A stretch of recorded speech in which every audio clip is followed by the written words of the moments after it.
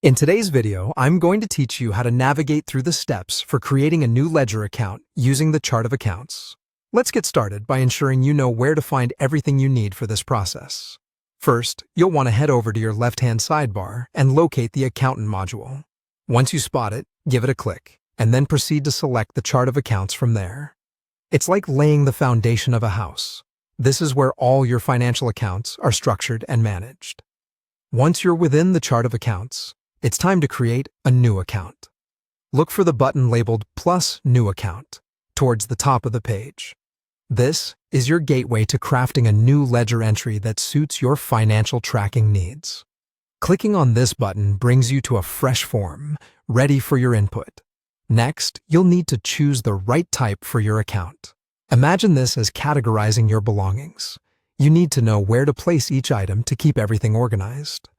From the Account Type drop-down menu, you'll find various categories like income, expense, assets, or liabilities. Choose the category that best aligns with how you intend to use this account. Now let's move on to naming the account.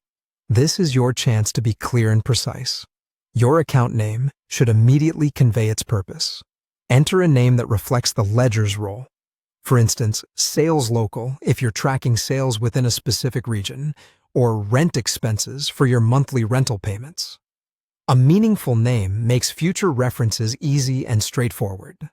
If you need this account to be linked to another for better organization, there's an option for setting up a subaccount. Simply check the box labeled Make this a subaccount if this aligns with your plans. Then select the parent account it should be attached to. This can help maintain a structured hierarchy and improve clarity in your chart. Additionally, if you wish to add more specificity to your account, you can fill in the account code and description fields.